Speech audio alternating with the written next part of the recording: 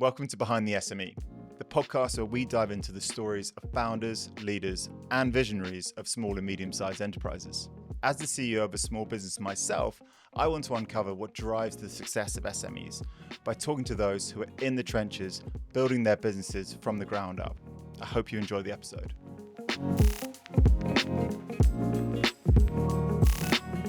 Stuart, very warm welcome to the podcast. Thank you for having me.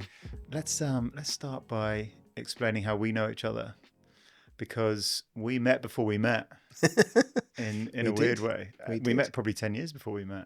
So people I'll let you explain that one. Yeah, I'll explain that because it's a tough one to get your head around. But so I as you know, did a sales internship throughout university, and the kind of head trainer there kept talking about this sales guru by the name of Stuart Lotherington. Stuart says this, and this is a quote from Stuart, and we're all going, wow, this Stuart guy sounds amazing.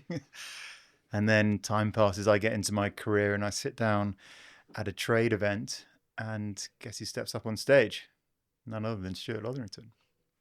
And it's unbeknownst to me, I'd been learning all of these sales methodologies for many, many years that you and others had ideated and it's true, passed down through generations. And then we started doing some work together in sales training in my old firm. And obviously we became good friends and kept in touch. And yeah, all these years later, here we are today, a couple of wiser, slightly older men. Yeah, indeed, with no hair. Less hair than we did then, that's for damn sure. But I'm super excited by this. As you know, but others might not, sales is a real passion of mine. And occasionally we do these podcasts that focus on a skill, and what a better place to start than sales, because it's so intertwined in so much of what we do.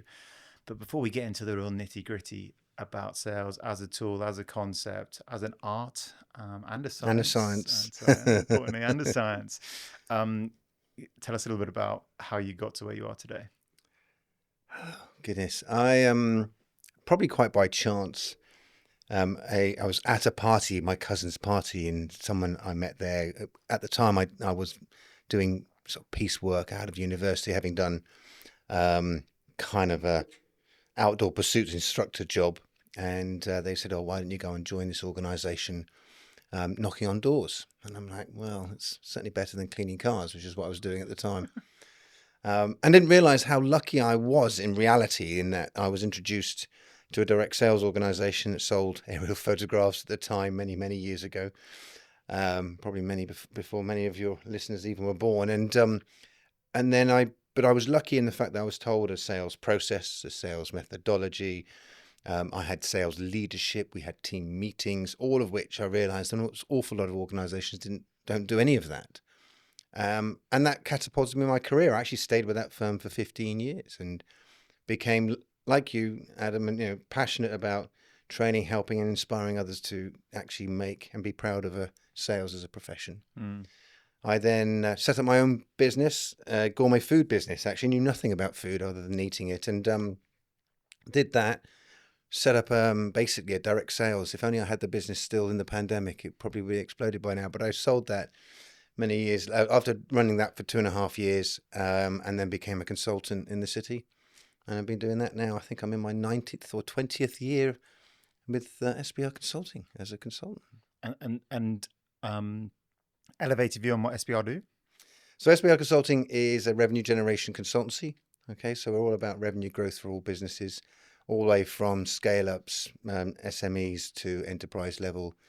The clients we have that your listeners will know is Google, Facebook, or Meta, TikTok, Expedia, some of those big brands there. But fundamentally, across the board, because we work with an awful lot of private equity companies, either in due diligence at the beginning of their investment, or when it comes to them looking to sell, helping them scale up the sales and the organic growth within the businesses. Yeah. So it's predominantly 1,000 clients we've had in 22 years. So. And everything from teaching salespeople the fundamentals of sales all the way through to sitting down with the board and working out what their revenue generation strategy is.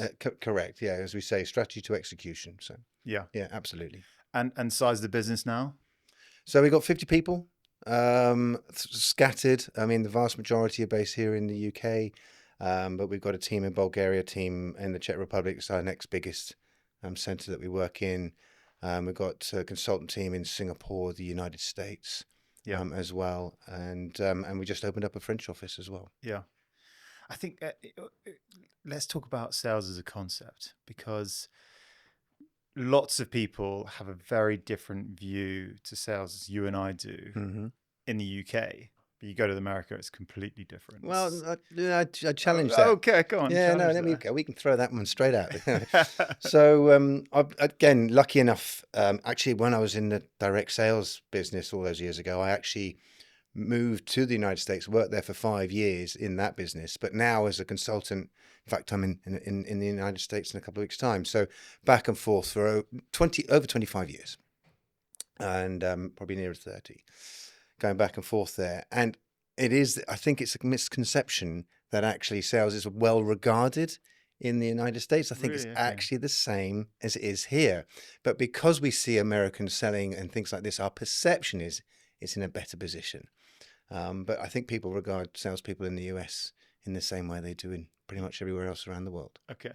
Already. Okay. Myth debunked. Yes, debunked. I'll take that. I'll take that from a more experienced person.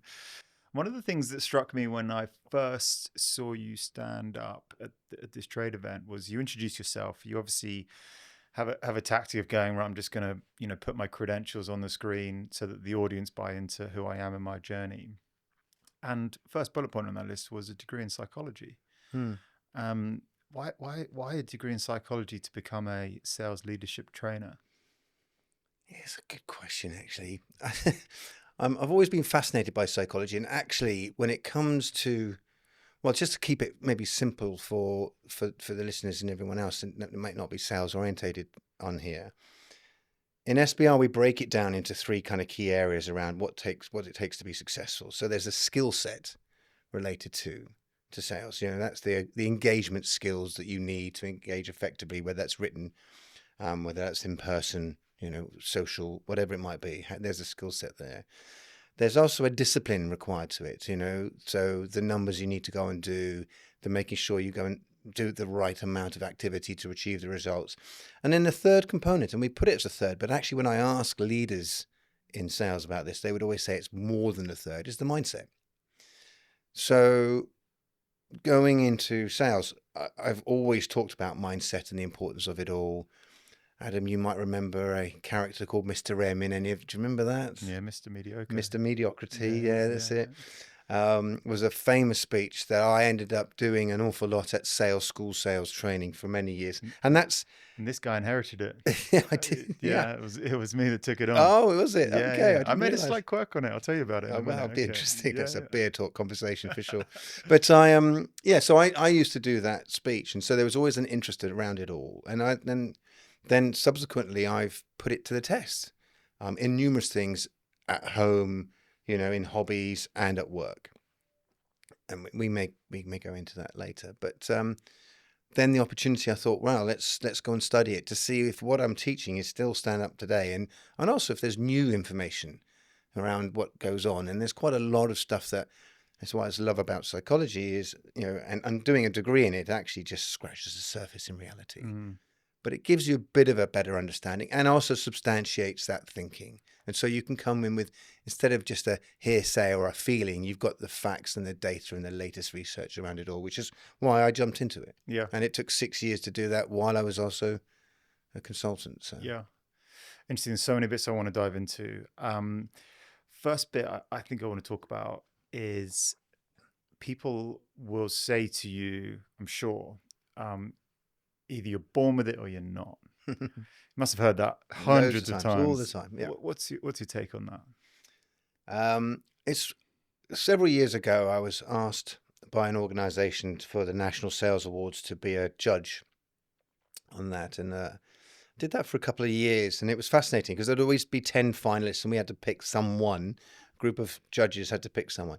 And what I found fascinating by that is you'd have these different organisations, as I said, 10 of them, from representing 10 very different industries, and they would put forward somebody that they considered to be a top salesperson in their industry, in their business. And what was fascinating was that each of those individuals seemed to reflect the target market they were selling to. And so they were obviously picked because they were a high performer in an industry, and you could almost tell that they were ideal for that particular market. So I've always been and sort of anti that thinking. And I believe that sales very much is a learned skill. In fact, I believe everybody is a salesperson. Whether they realize it or like it or not, they might have, if they're in a relationship, they've obviously sold themselves to somebody, right? If they've got a job, they obviously sold themselves to somebody. There's an element of success already in what they're doing. And if they can hold a conversation with somebody, there's elements of effective communication that would all be incorporated in sales. So everybody is already a salesperson.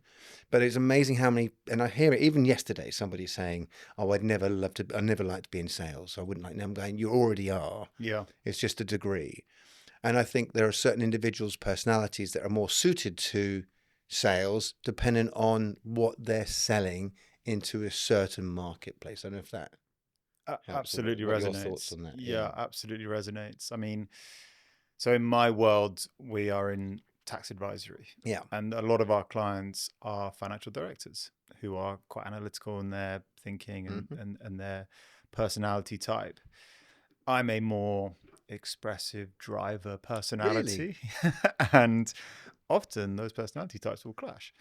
And a lot of people in my team are more analytical.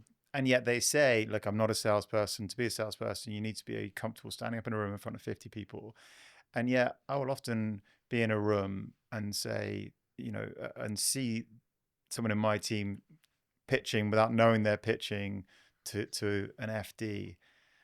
And these, it's kindred spirits. They're speaking the same language, and it's absolutely phenomenal to see. And you can just see the buy-in happening right before your eyes, to your point, because they're not even trying, and yet it's so natural for them. So I totally take that point. We had one of our clients was a large global insurance company, and they took all their experts in really complex insurance environments, and they were saying, well, these guys can't sell. So they recruited globally 180 salespeople.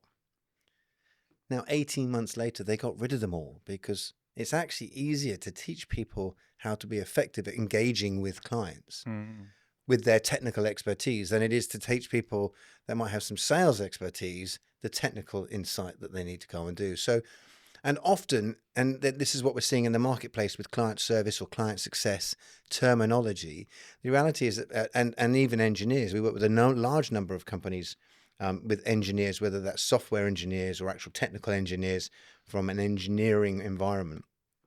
And giving them the subtlety, people are more likely to trust them because they've got an engineer or consultant by their name. But if they have that effective engagement skills, they will create a much better environment in which to sell, which we in SBR refer to as buying atmosphere, creating a buying atmosphere. People love to buy, but no one likes to be sold to. And I think people's perception, and the reason why they have this issue, is sales is often a push when something's being pushed on them. And so that's their perception of what they have to go and do. I think that's actually a really, really insightful takeaway for anybody listening that's maybe struggling to get results from their sales team, is what skill set they're prioritizing in the team. If it's a more technical sale, are they better off, to your point, prioritizing the technical know-how and teaching the engagement skills?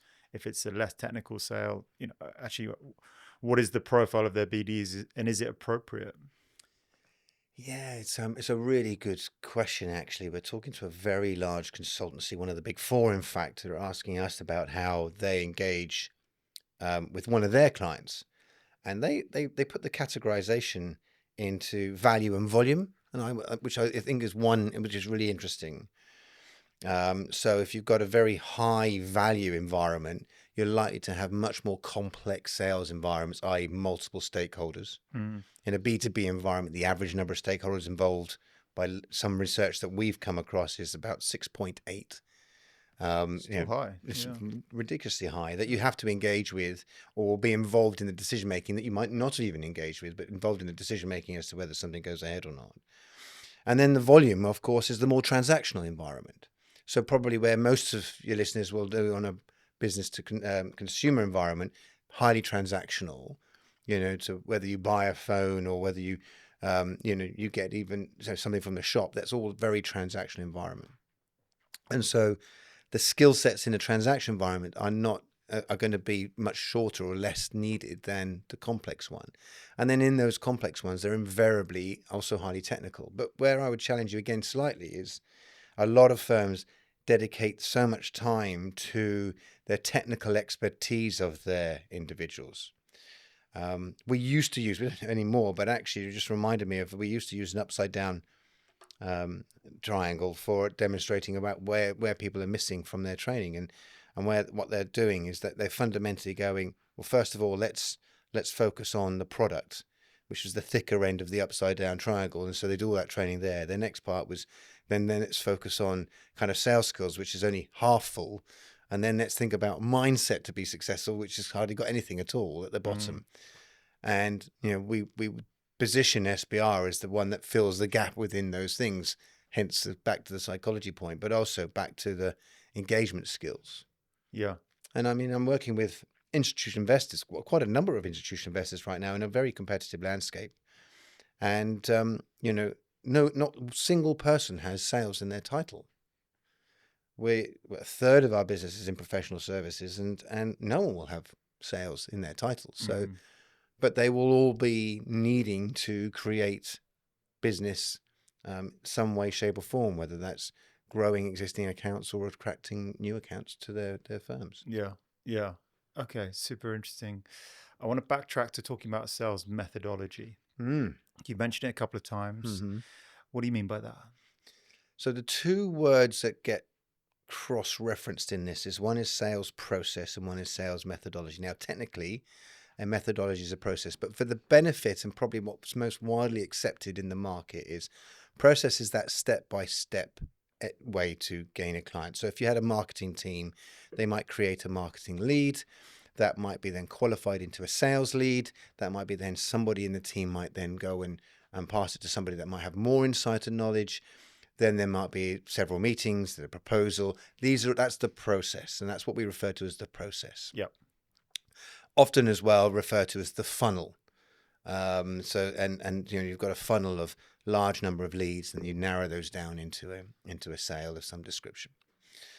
But you asked me about methodology, and so methodology is the actual engagement skills. It's what you bring to the table when you're talking to a client. Right. Literally, I got an email from one of the people I coach minutes before we met this afternoon, saying, Stuart, I've just had what I would consider to be one of the toughest meetings I've ever had. We thought it was a car crash of a meeting. He said, but based on what you've been sharing with us as a team, and wouldn't be necessarily be anybody in the SBR team would have said the same thing. He said, we stuck to creating it as a dialogue, creating buying atmosphere, using third-person validation or social proof all the way through. And he said, I've just wanted to email you to tell you that despite what we thought, the client said it was a really good meeting and it's progressing.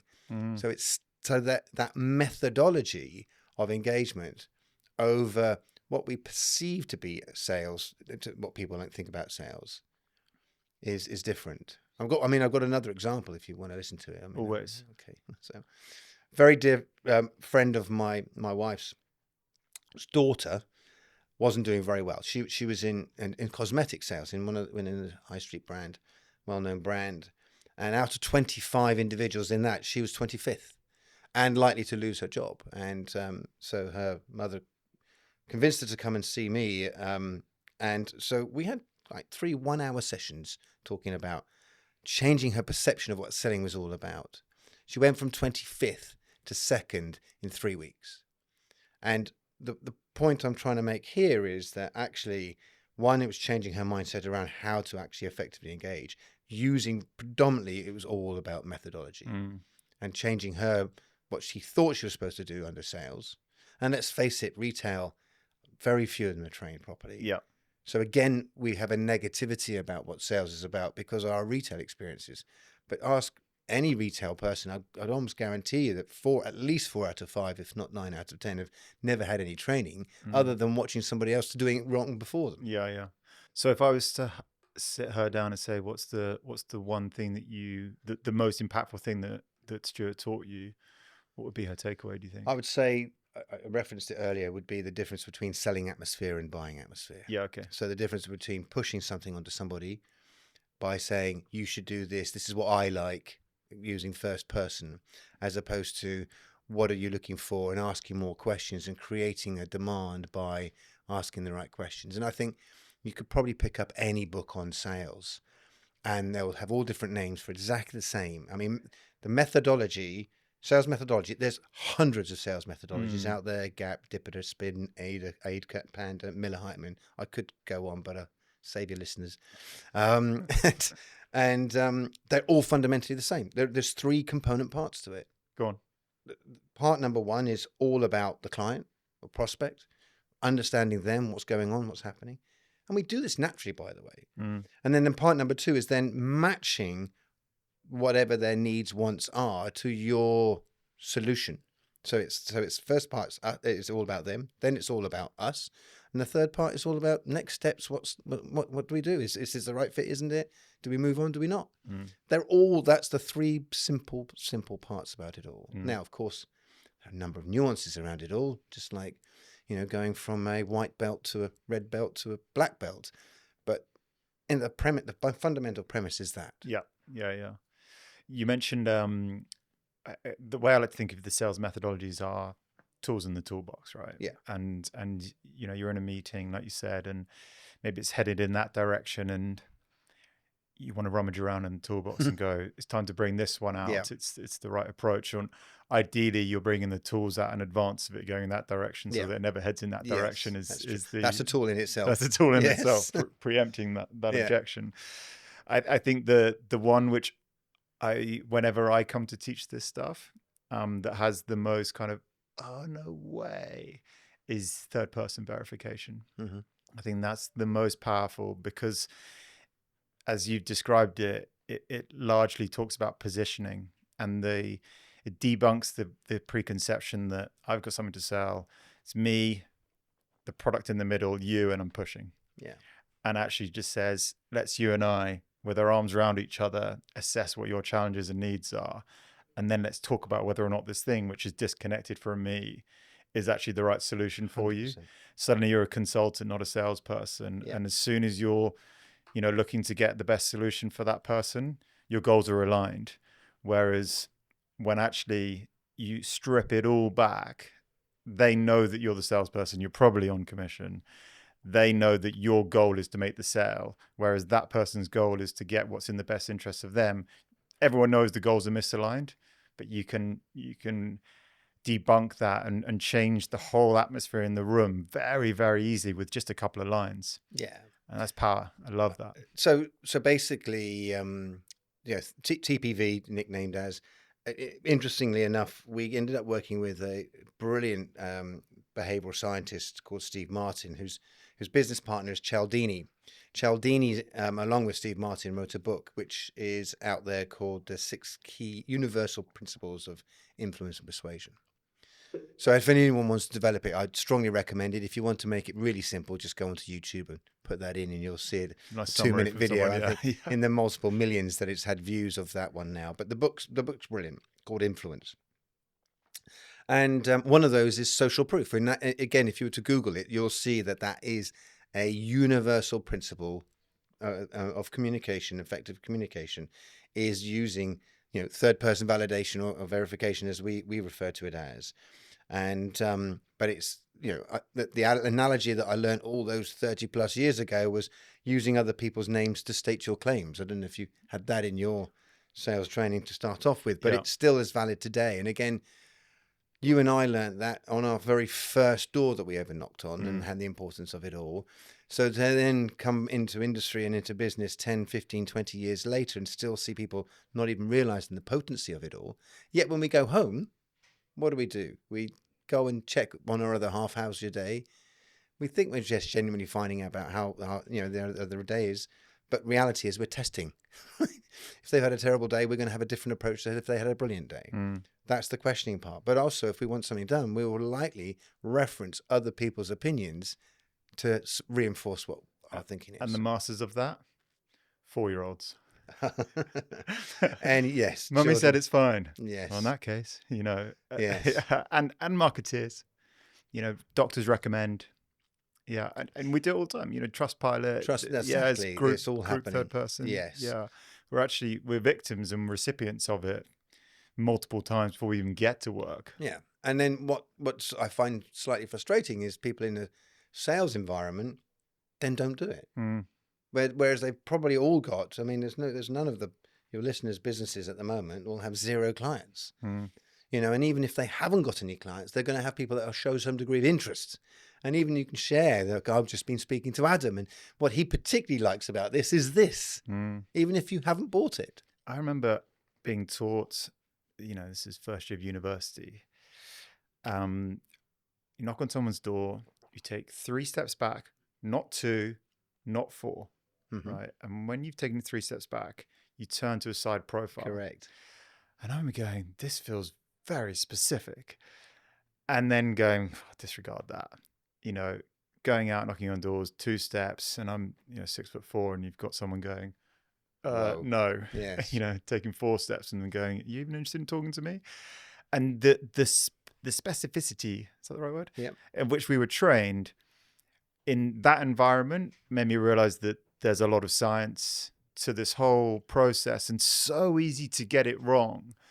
And that made me fall in love with the journey of learning how to get it right. Yes. And that love affair has carried on for such a long time to the extent that I love and get fascinated by just those small little tweaks that you can make. Yeah. And someone once described it might have even been you, that every person you sit in front of sits somewhere on a spectrum from they are actively looking for someone just like you and they're a yes person to no, absolutely not. And the difference between success and failure as a salesperson is your ability to work with people as far down the no spectrum as possible. And if you can only sell to the people that are near yeses. Well, I challenge that. Please do. So I definitely didn't say that. Okay, but what I do is the yes, no, and maybe. Okay. Well, the maybe's in the middle. Exactly. Yeah. So I think the reality is that obviously the yeses are what everybody goes and does. And we have an open market. The number of businesses I work with saying, "Oh, the markets are up and sales are great. The phone's ringing off the hook." Yeah. That's the easy part. But you're at the beck and call of the market if you do not develop a organic growth system within your business. And if you're expecting to sell your business at some stage and you don't have an organic growth system, it won't be worth anything. What do you mean by organic growth system? Well, the fact that you're able to acquire and retain clients in a way rather than just buying them, i.e., buying another business. Sure. It'll look good on the P&L, but actually, if you haven't got a system or process, or certainly the valuation will be worth a lot more if you've got that system within your organisation. Fine. I'm sure there's people that might argue that, but that's certainly our belief. Yeah. And from a credible source, you see a lot of businesses. Yes, exactly. And then, but I think the skill set of, if somebody's a yes, that's the yes, right? There are going to be people that it's just not the right fit, right? So they're the no's. It's not about convincing people that they're saying no to say yes. I don't morally agree with that. I think what it is that actually working with that huge lump in the middle of the average distribution curve of maybe. Okay. Right. And so it's actually the skill set of an effective salesperson or somebody that's in a sales role or an individual contributor, let's call them that, is to get that vast majority of those maybes into yeses. How far down the maybe? Exactly. Down the bell curve. Yeah. And I think that's the difference. And they're the things that would kill a salesperson, right? The yeses aren't going to be a problem. The no's shouldn't be a problem. It's the maybes that they're walking away and they said maybe. And I think that's the difference between your success and my success in sales environments. We're not convincing people that we're no's to go and say yes. Yeah. That's the negativity about sales. What we're doing is helping people to make a decision, and that decision can be no as well, by the way, but helping them rather than just being this maybe. Yeah. I think the other thing that I remember very, very thick and strong from those days was the fact that excuses just weren't a thing. If you had a bad day and you came out and you said, look, everyone was in a bad mood today, no one went, oh, it's a shame. Everyone went, that is absolute It's God's wallop. There's Yeah. no such thing. Well, we call How them. can 50 unconnected people be in a bad mood? Well, it used to make me laugh when.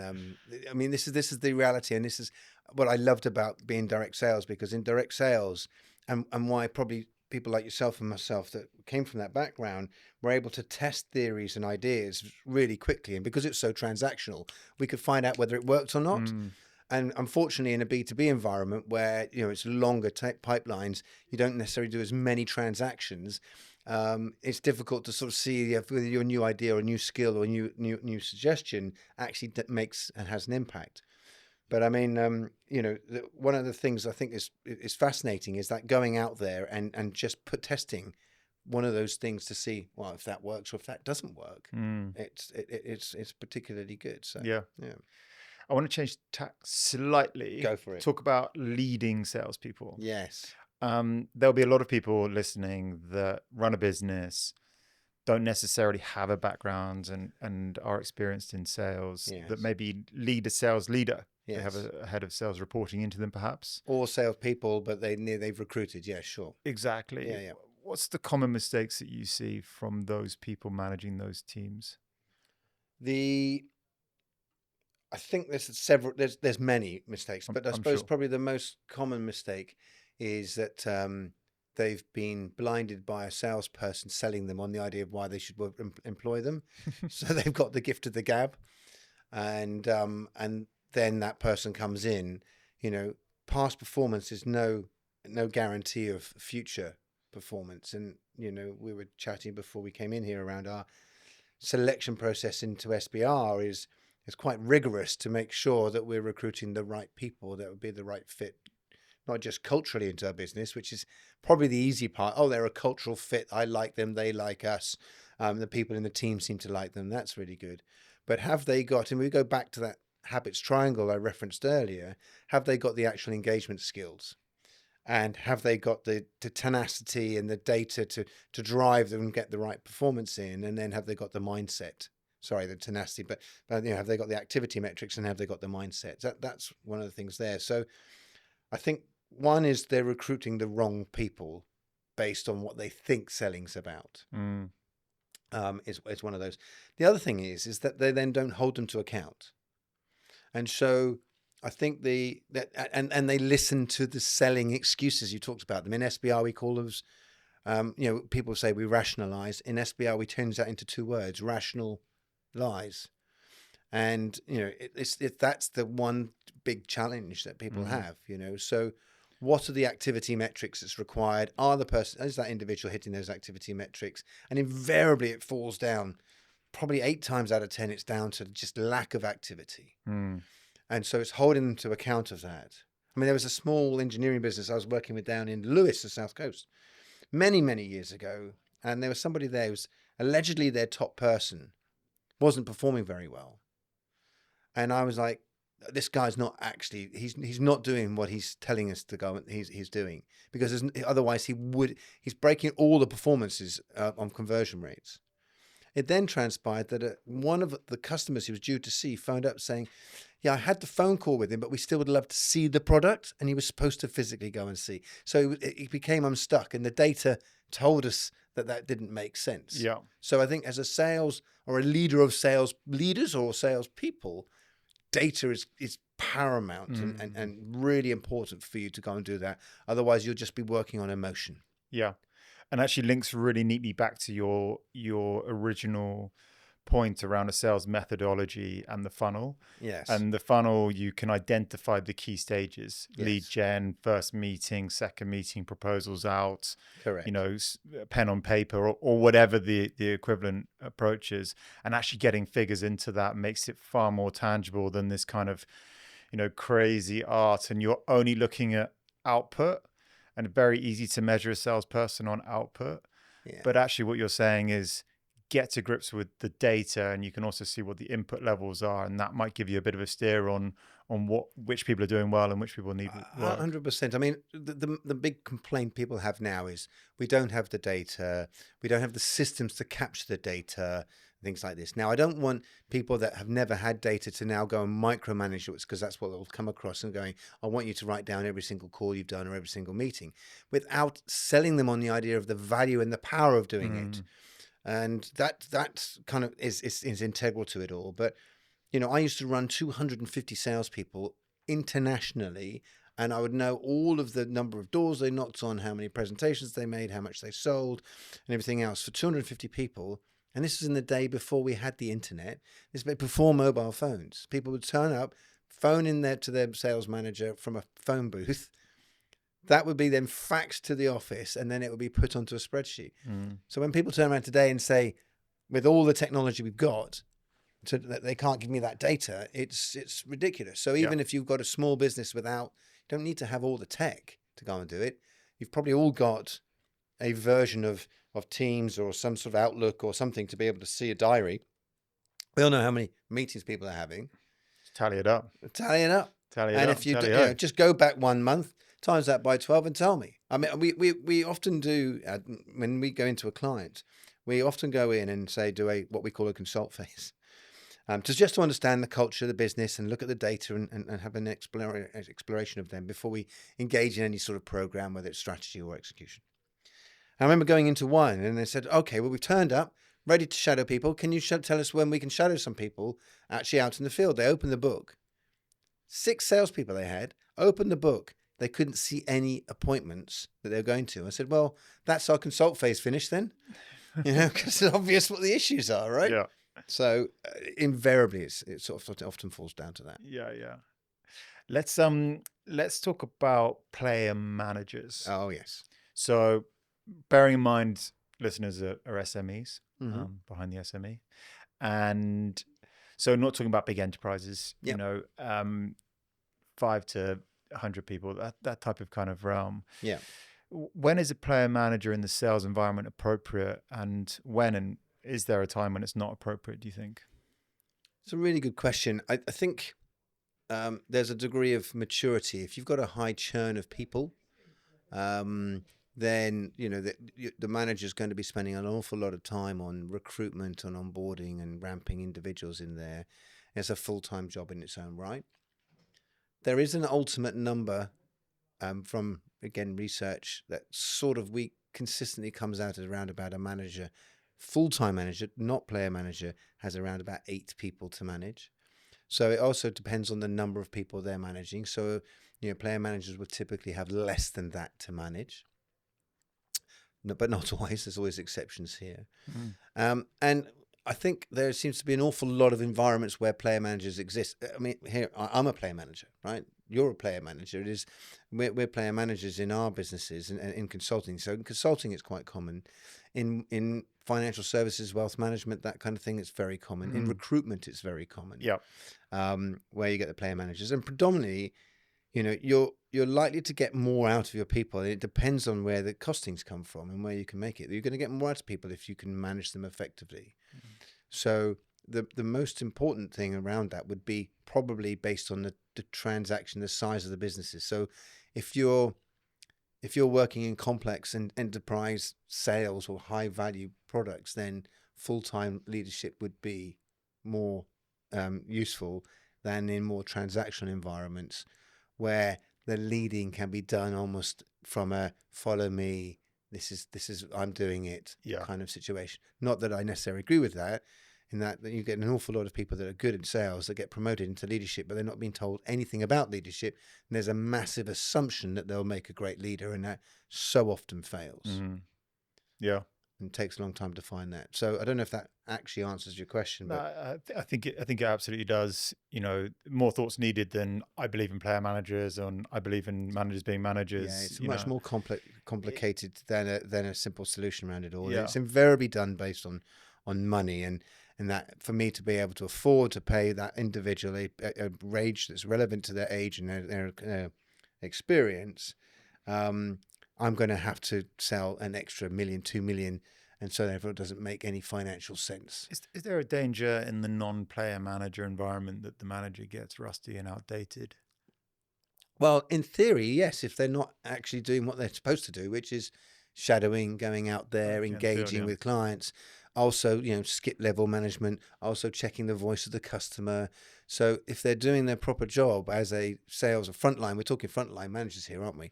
As a frontline manager, they should be involved in all of those things, to know and be able to see it and be involved in that area and that performance in that way. You mentioned an expression I've never heard before, skip level management. Explain what that means.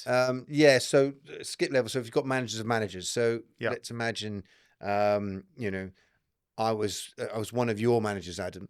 All right. And then I've got one of my, my team that I'm working with. You might go and talk to one of my team to get an assessment on how I'm doing as a manager. Fine. All right. So that's classed as a skip level. And again, you wouldn't just automatically start doing it, because if that's not culturally what happens in the business, I'm going to feel insecure and worried about you doing that. So again, it needs to be announced if you're going to do that, or it's part of the culture of the business, as it is in SBR, that any person can go and talk to any manager at any time. As if they can find any time. And the purpose being, are you getting the support you need from Stuart? How just can he help you more? Like, what's he like when he shadows you? Yeah, absolutely. Nice. Okay. And what are the most common mistakes you see in underperforming sales teams? Well, I think I've already referenced several already. So the number one underperforming team mistake is likely to be lack of activity. Yeah. Okay. Yeah. So that's front and forward probably for most of the things. The other one is then lack of skills. I was working with a consultancy only a couple of weeks ago, and somebody was there. They've been a client of ours. I say a client. We worked with them for about 4 years, over 10 years ago, and they've been re-engaged us. And one of the people in there said, "Look, I did this course 10 years ago. Why are we having problems?" I'm like, "What do you mean? You've done nothing else in 10 years. That's like saying I've had a few sessions of a golf lessons with an excellent golf pro. Why am I not brilliant at golf 10 years later?"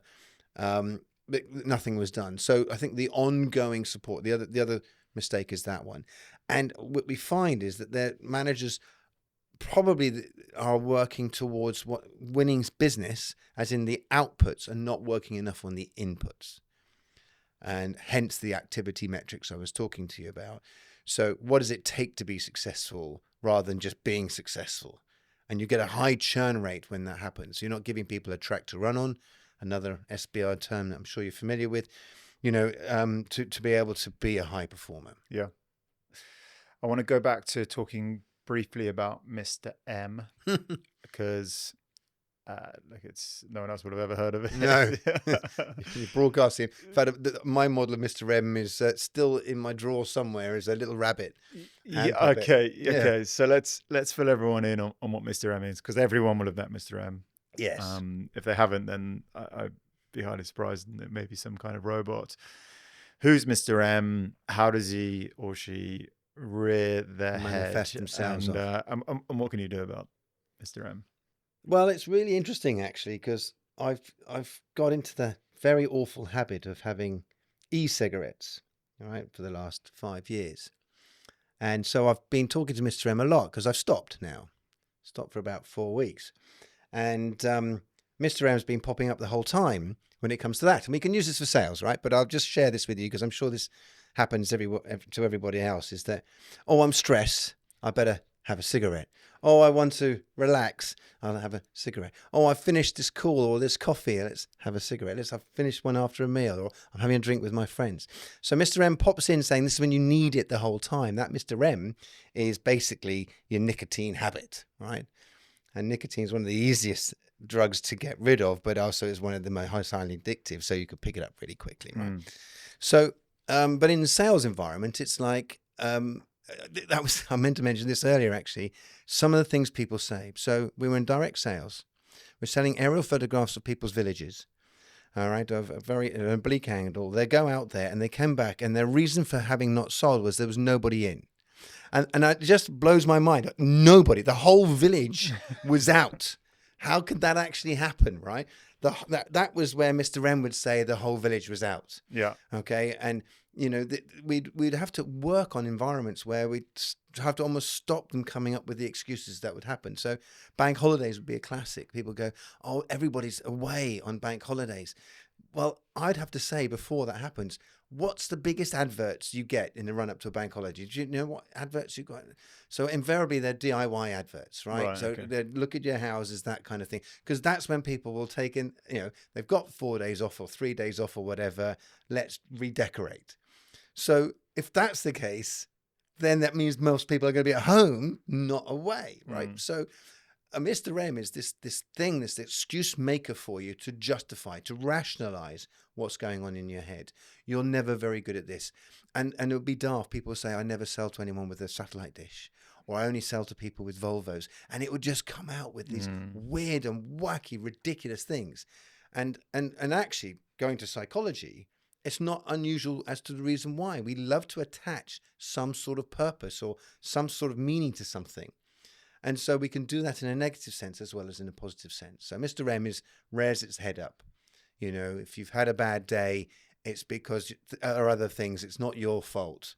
And I always almost sense check myself that if I'm going somewhere and I'm seeing lots of red traffic lights, going, hang on, why am I seeing so many red traffic lights? There's obviously something that either I'm running late or whatever. There's more roadworks than normal. It's my Mr. M's actually seeing it, and it will just substantiate it. Yeah. I was on the train coming in here today. It was really fascinating. There was two lovely ladies that are chatting, similar age, older than me, which gives you some sort of idea. And they were chatting away, going how much they're talking about the trains. Go, the trains are always late. And they're really problematic. And I was just loving the way that they both rationalise the fact that trains are terrible, they're always late, and things like this. And I'm going, that so isn't true. Yeah.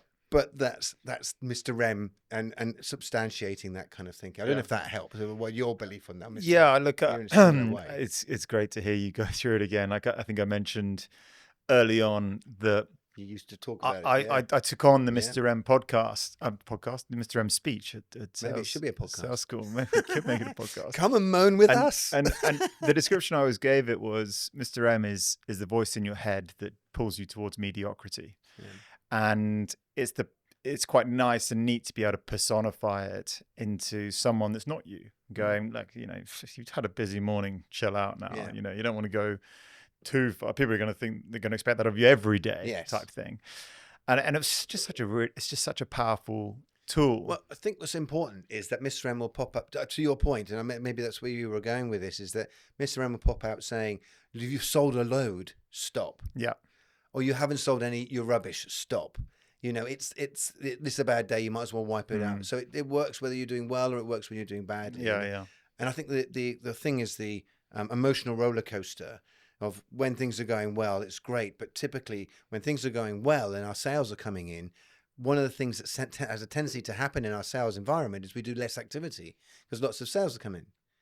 And so what will happen is because we have lack of sales activity, then the sales will drop. And so we end up this roller coaster up and down, and we need to have this consistency. And which circling back to the point about data, yes, it's so powerful because then you can put your minimum numbers in at the top of the funnel, the process. Yes, and that will almost not quite guarantee consistency, but you're doing the bit that you can control. Yeah, absolutely. We're nearly there. We'd like to end with a final question.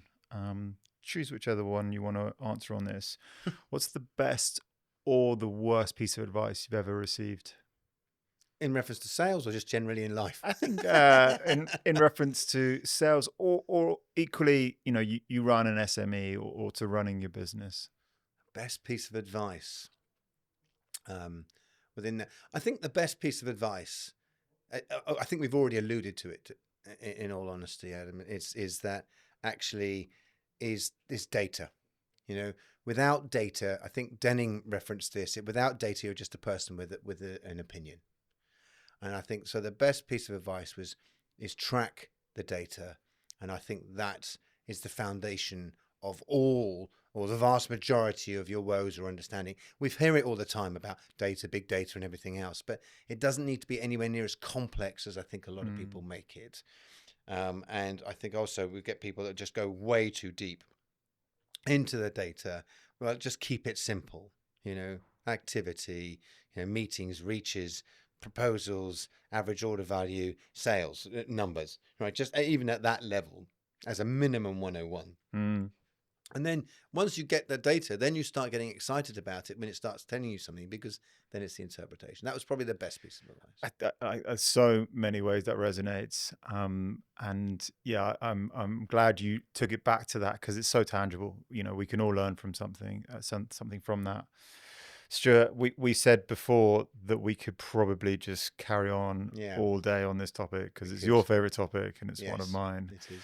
So we'll leave it there and regather another time and do chapter 2. But thank you so much. Honestly, a lot of people out there will have learned so much from this. So thank really you for grateful. inviting me. It's been a pleasure. Cheers, Owen. Thanks, Stuart.